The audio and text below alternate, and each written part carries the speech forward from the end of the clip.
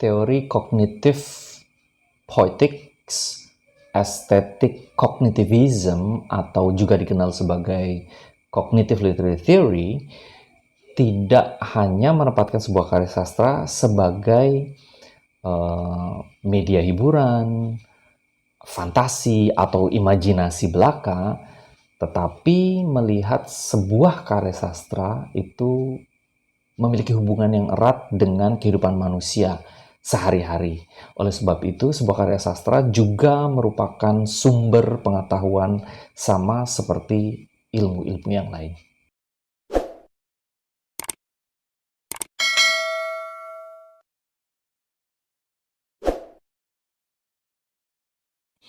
Hey everyone, welcome back to my channel. Kita akan membahas mengenai penggunaan ide, konsep, dan teori cognitive science di dalam literary criticism, yaitu teori cognitive poetics yang disebut juga sebagai cognitive literary theory atau aesthetic cognitivism. Untuk memahami lebih mendalam mengenai teori ini, tentu saja kita harus memahami apa itu konsep dari cognitivism atau cognitive science. Kemudian nanti istilah seperti aesthetic cognitivism, cognitive poetics, atau literary cognitive theory itu akan interchangeably dapat digunakan, semuanya dapat digunakan ya, sama saja sebenarnya, hanya sedikit perbedaannya saja. Tetapi kita lihat dulu apa itu cognitivism.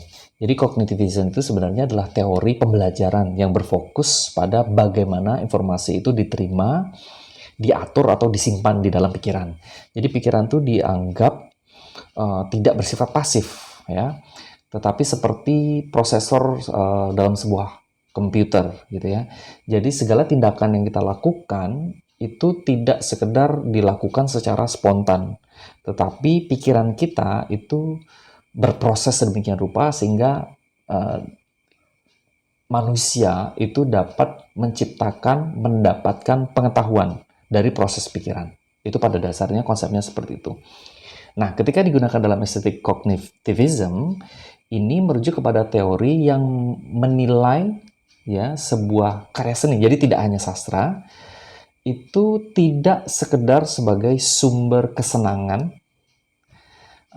tetapi juga sumber pengetahuan atau pemahaman. Jadi apa yang ada di sebuah karya seni atau karya sastra itu tidak sekedar sesuatu yang indah atau sesuatu yang bisa dinikmati belaka seperti secara emosional ataupun secara kejiwaan gitu ya.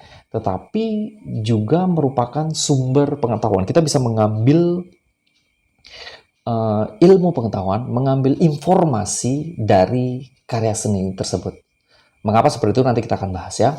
Begitu juga dengan cognitive poetics, di mana cognitive poetics ini dijelaskan dengan gamblang bahwa ini adalah school of literary criticism that applies the principles of cognitive science, particularly cognitive psychology, untuk menginterpretasikan sebuah karya sastra atau teks sastra. Ini ada hubungannya dengan reader response criticism dan juga menjadi dasar prinsip dari cognitive linguistics, yang mana cognitive linguistics ini juga akan digunakan di dalam interpretasi karya sastra. Kita akan bahas lebih mendalam ya di slide berikutnya. Nah, di sini ada konsep affordances dari oleh John J. Gibson ya. Jadi konsepnya seperti ini. As individuals move through the world, objects and places do not enter experience without constraints. Jadi manusia itu ketika memindai gitu ya, meneliti, melihat objek atau tempat-tempat gitu ya, kita itu tidak hanya mengalaminya dengan bebas. Tidak bisa seperti itu. Proses di otak kita itu pasti punya batasan. Nah, batasan itu disebut dengan affordances. Jadi, misalnya begini, di sini dijelaskan bahwa kita mempunyai logika kemungkinan atas sesuatu terjadi pada sesuatu. Misalnya begini, kita punya yang disebut dengan garpu. Ada beberapa kemungkinan garpu itu digunakannya seperti apa. Atau misalnya kita ada sebuah benda berdasarkan pengalaman kita, ya kita sebut sebagai chair atau kursi. Nah, kursi itu ada beberapa kemungkinan, tapi kemungkinannya tentu saja terbatas. Kursi bisa kita duduki atau kita berdiri di atas kursi. Nah, hal-hal lain itu akan dianggap tidak logis atau tidak bisa diterima. Itu di luar dari affordance-nya, konsepnya ya. Nah, sastra juga seperti itu. A poem's line breaks or seizure, for example, afford the intake of breath. At a larger level, the representation of character affords mentalizing, imagining, empathizing, disagreeing, and so on. Nah, begitu juga dengan karya sastra. Sama seperti kehidupan kita, itu juga punya logika atau affordance atau keterbatasan. Meskipun merupakan imajinasi atau karya seni. Sebebas-bebasnya karya sastra atau karya seni tetap mempunyai logika-logika atau kemungkinan-kemungkinan yang sama seperti di kehidupan kita. Misalnya, a poem, puisi, sajak, sebebas apapun bentuknya tetap mempunyai keterbatasan. Misalnya, keterbatasannya dari sepanjang apa kalimatnya, sepanjang apa frasanya, sepanjang apa kata-katanya, sehingga memungkinkan seseorang ketika membaca itu menyesuaikan dengan tarikan nafasnya. Makanya sebebas apapun bentuk atau aliran dari puisi atau sajak tetap memiliki aturan-aturan tertentu.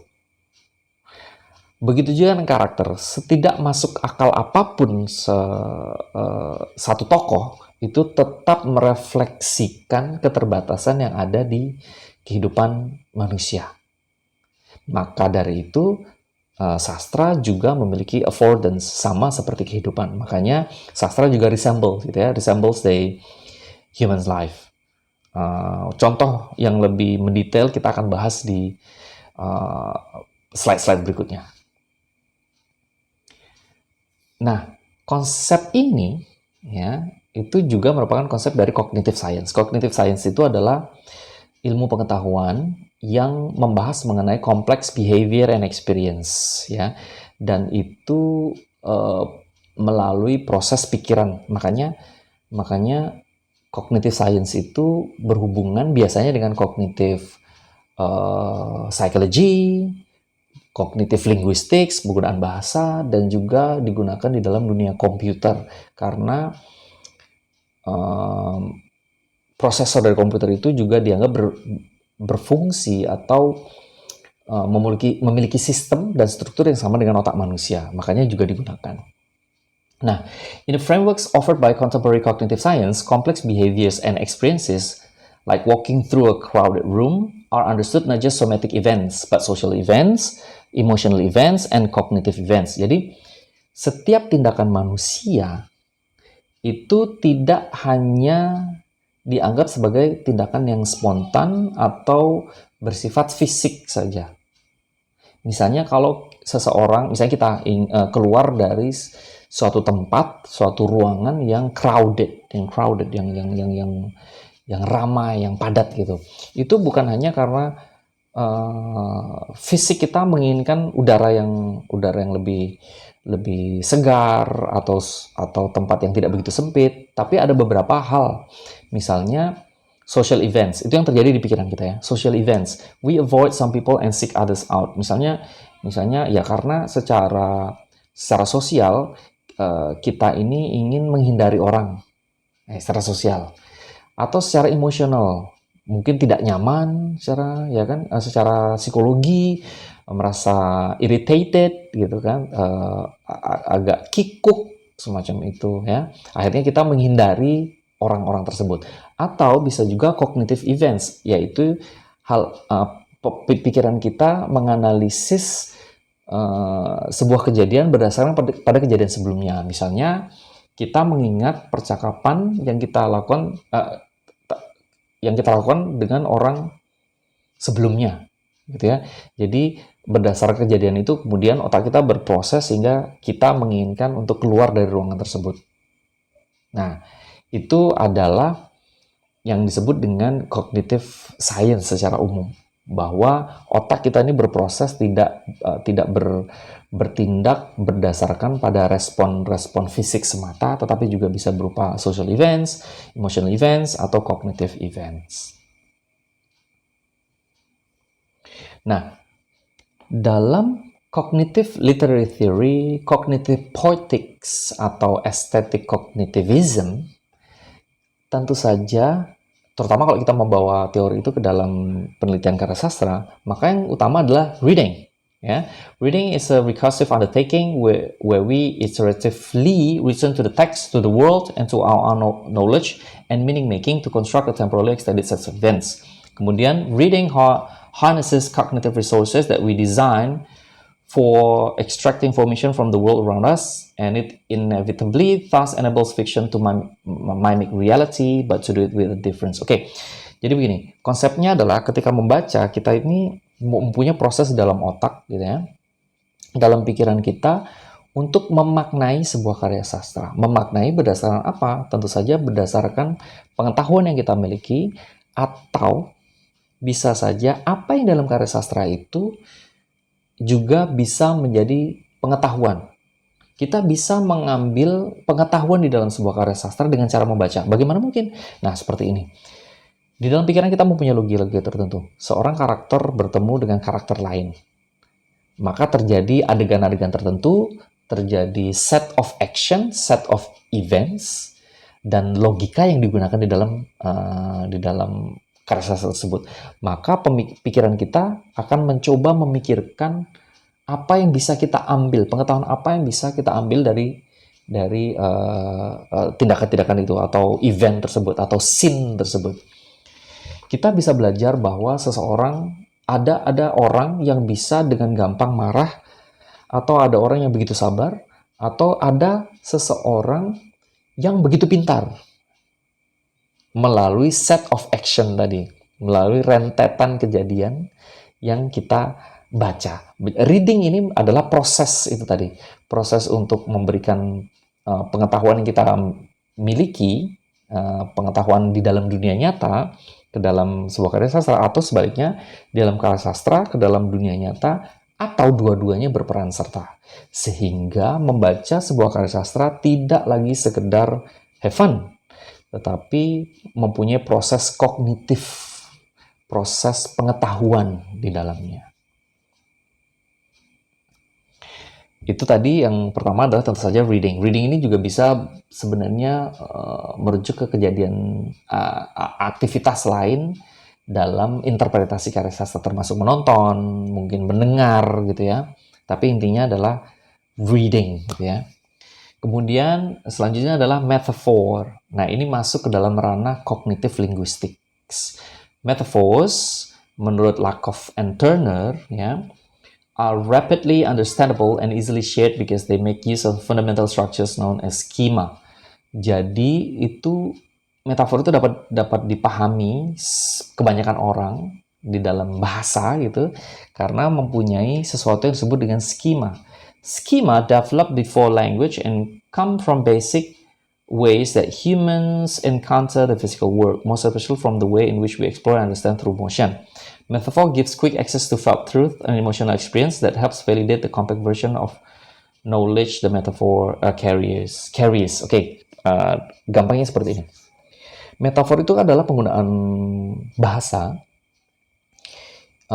dengan menggunakan satu kata tertentu untuk merujuk kejadian yang sama. Misalnya kita menggunakan kata fall, jatuh. Nah, kita sebelumnya sudah punya skema. Skema itu adalah pengenalan kita akan gerakan, akan motion gitu ya. Sebelum kita bisa berbicara, sebelum bahasa itu dimulai, kita sudah bisa melihat dunia dan memaknai dunia dengan skema itu tadi. Kita tahu itu jatuh, kemudian baru kita mengetahui bahwa itu namanya jatuh atau fall. Ya kan, seseorang terpleset kemudian jatuh, kita menamakan fall. Kemudian dengan skema ini muncullah yang namanya metaphor. Misalnya, instead of saying the man fell, ya, the man fell, kita bisa mengatakan I fell in love atau I fall in love. Menggunakan kata fall yang merujuk pada satu kejadian tertentu yang obvious gitu ya, dengan kejadian yang lain yang lebih abstrak tetapi konsepnya serupa. Nah, metafor ini di dalam dunia nyata bisa kita pahami ya, karena kita sudah mengenal sebelumnya, mengenal motion itu, mengenal ciri dari fall itu tadi. Nah, maka itu di dalam sebuah karya sastra tentu saja dengan menggunakan literary device-nya, menggunakan diction, menggunakan kata-kata yang sastra gitu untuk menggambarkan suatu kejadian, maka itu merupakan pengetahuan pula. Jadi bukan sekedar untuk membuat sesuatu itu indah, tetapi memang sebenarnya adalah gambaran dari kehidupan kita. Misalnya langit terbelah, ya kan? Kemudian angin mengaum keras dan kata-kata seperti itu. Maka kita bisa memahami bahwa oh ini tidak sekedar kata-kata, tapi memiliki cara untuk membuat dia bermakna. Maka interpretasi kita sebagai manusia itu juga bisa dilakukan dengan baik karena kita punya skema itu tadi.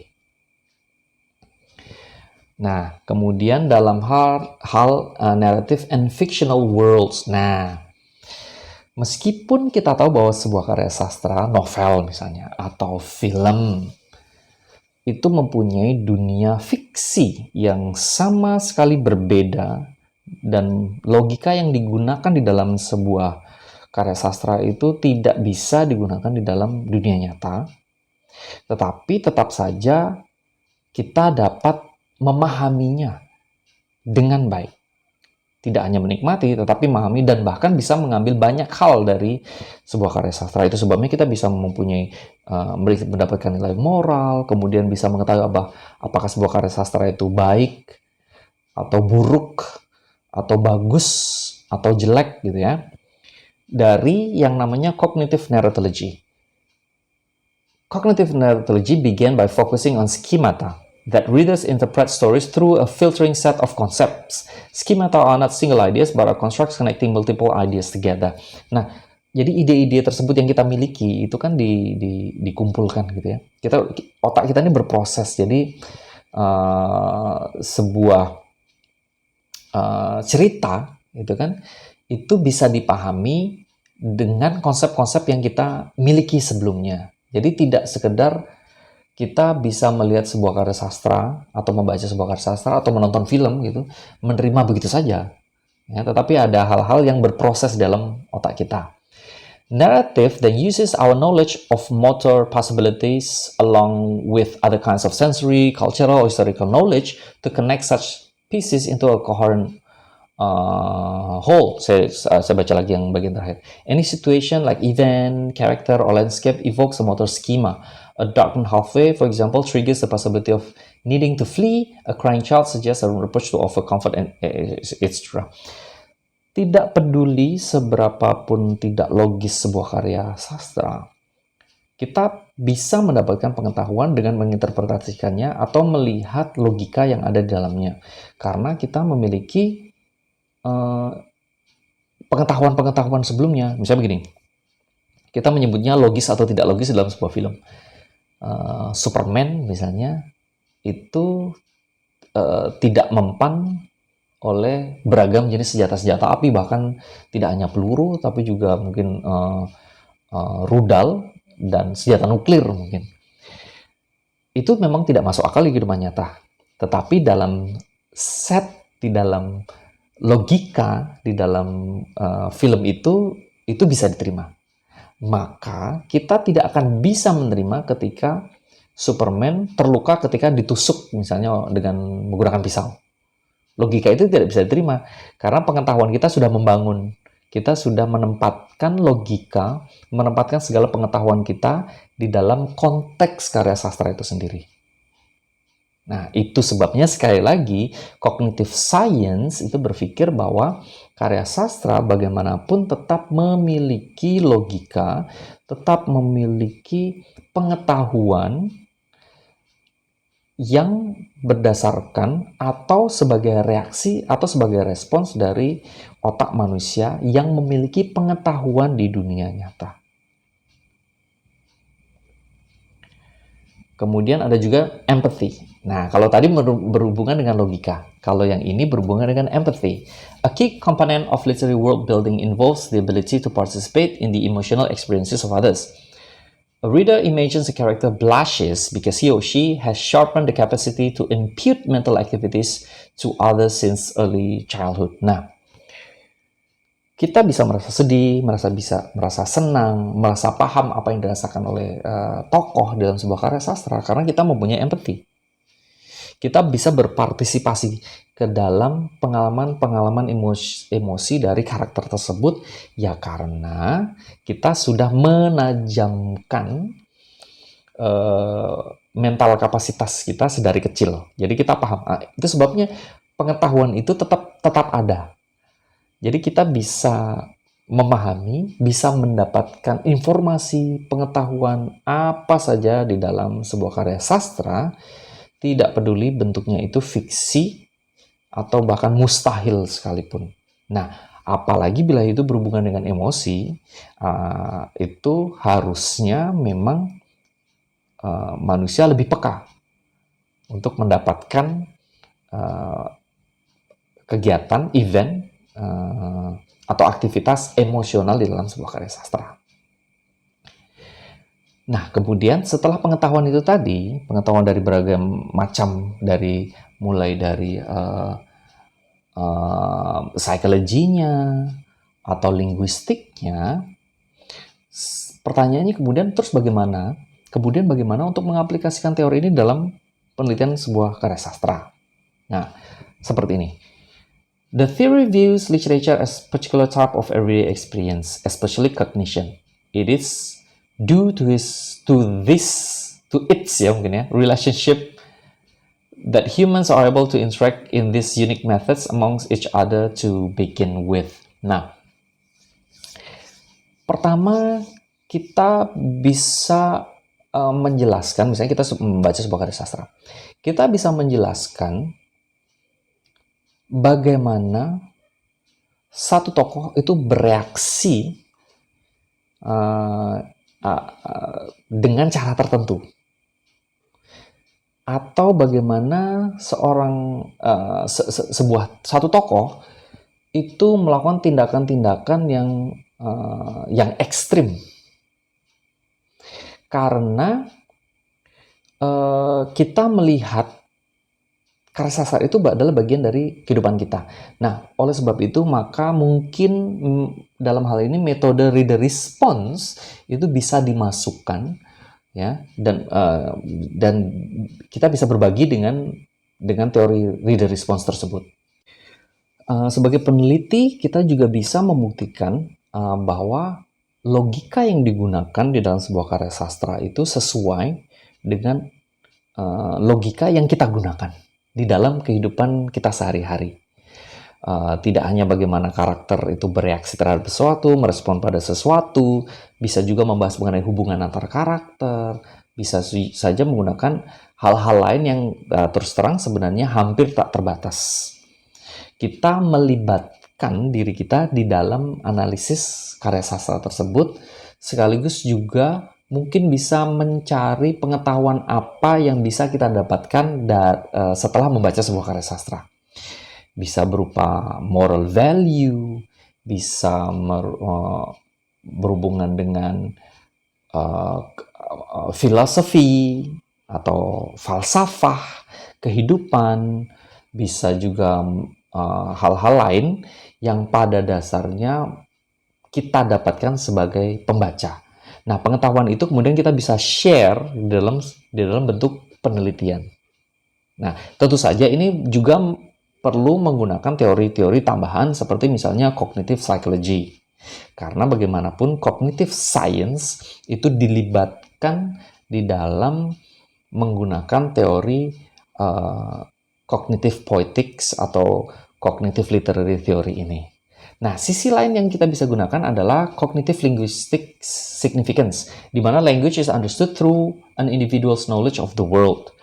Through literary device, via combination of metaphors and manipulation of metaphorical schemas, a writer can successfully draw upon the desired emotional response. Nah, di sini kita bisa membahas fokus kepada penggunaan kata-kata tertentu, ya kan?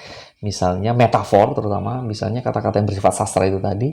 Kenapa menggunakan langit terbelah? Kenapa menggunakan kehidupan telah retak, hubungan telah retak? Nah, karena retak merujuk kepada motion tertentu, dan kita menjelaskan bahwa hubungan ini diibaratkan retak karena begini ya, dan sebagainya. Dan disitulah letak dari logika yang kita gunakan. Nah, itu juga sebabnya pendekatan ini juga disebut dengan cognitive poetics tadi ya. Bagaimana language shapes readers' experience of poems. Ya, karena memang penggunaan khusus membahas mengenai poetry ya, di poems itu kita menggunakan istilah cognitive poetics. Jadi penggunaan metafor, kemudian bagaimana penggambaran atau makna dari poem ini itu berkaitan erat dengan kehidupan kita sehari-hari. Jadi sekali lagi sebenarnya yang fokus dari cognitive literary theory ini adalah bahwa kita berusaha mencari atau mendapatkan pengetahuan dari sebuah karya sastra. Karena karya sastra itu tidak sekedar sesuatu yang bisa dinikmati belaka, namun juga bisa diambil maknanya. Untuk referensi sebenarnya banyak, tetapi saya berikan satu yang paling utama saja di sini karena buku A Companion to Literary Theory oleh Richter ini lengkap sekali, jadi tidak hanya sekedar kognitif ini ya, kognitif literary theory, tapi hampir semuanya sebenarnya, bahkan ada teori-teori yang unik di sana. Jadi teori-teori lain itu juga bisa didapatkan pembahasannya di sini. Oke, baiklah, saya harap introduction saja untuk teori ini bisa membantu teman-teman sekalian. Ya paling tidak ya namanya introduction untuk memperkenalkan saja ya. Memang ini pembahasannya masih surface sekali. But anyway, thank you very much for watching ya. Jangan lupa untuk subscribe, kemudian juga like dan komen bila teman-teman punya pertanyaan atau mungkin mempunyai suggestion ya. Jadi silakan saja tulis di kolom komen. Okay, everybody, thank you very much. Have a nice day and see you.